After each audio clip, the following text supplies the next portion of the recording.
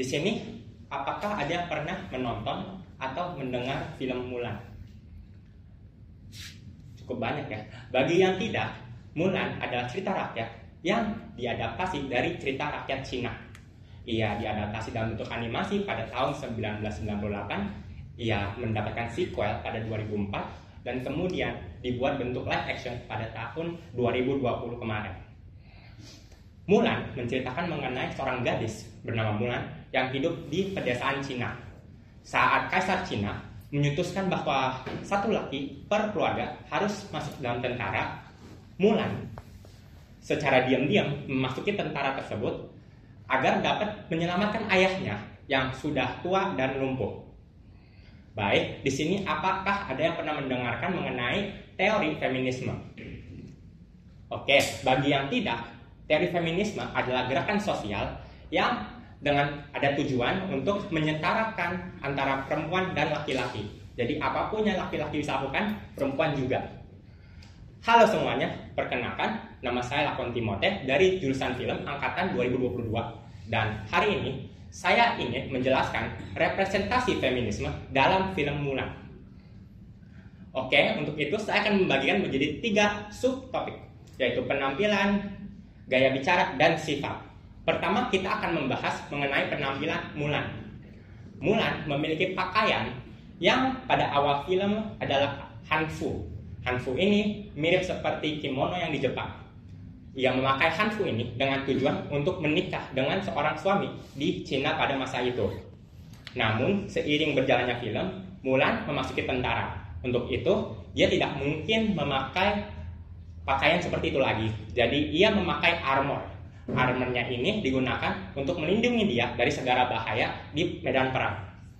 Sehingga pada akhir film, ia keciduk bahwa dirinya adalah seorang perempuan dan ia memakai gaun prajurit. Gaun tersebut berwarna merah untuk menunjukkan keanggunan dan keberanian. Oke, sekarang kita bisa masuk ke dalam subtopik kedua, yaitu adalah gaya bicara. Untuk itu, saya akan membagikan menjadi 3 hal, yaitu awal film, tengah film, dan akhir film. Kita akan pertama mulai dengan awal filmnya.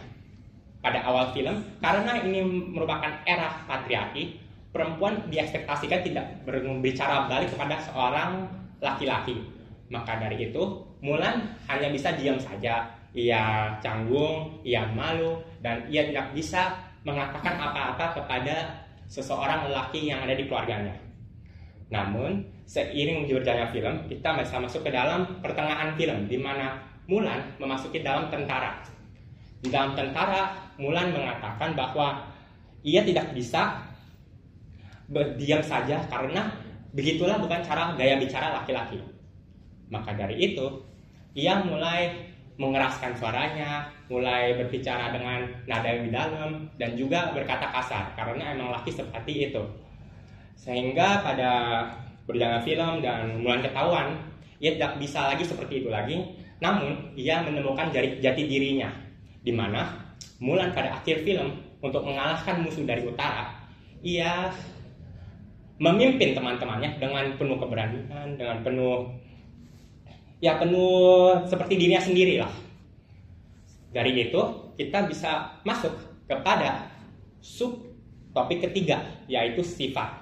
Sekali lagi saya akan membagikan menjadi 3, yaitu sifat keberanian, sifat gigih, dan sifat kemandirian.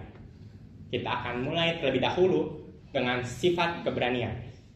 Sifat keberanian Mulan dapat dilihat dari awal film, di mana Mulan berani untuk diam-diam masuk ke tentara. Ia juga berani memimpin teman-temannya ke kemenangan, dan ia berani menjadi sosok yang tidak mengikuti gender standar pada waktu itu. Baik, sekarang kita bisa masuk ke dalam sifat kemandirian. Seseorang tidak mungkin masuk tentara tanpa adanya kemandirian. Itu tidak mungkin sama sekali.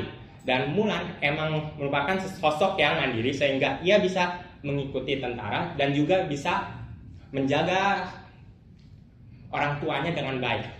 Yang membawa kita pada sifat ketiga, yaitu gigih. Mulan adalah sosok yang gigih. Dapat dilihat dari awal film, di mana ia terus-menerus seringkali menolak perkataan orang tuanya. Ia juga gigih dalam sesi training art di tentara, di mana ia tidak akan menyerah untuk menjadi dan melawan standar gender pada saat itu. Ia gigih dalam memanjat kayu, ia gigih dalam memanah, dan lain-lainnya.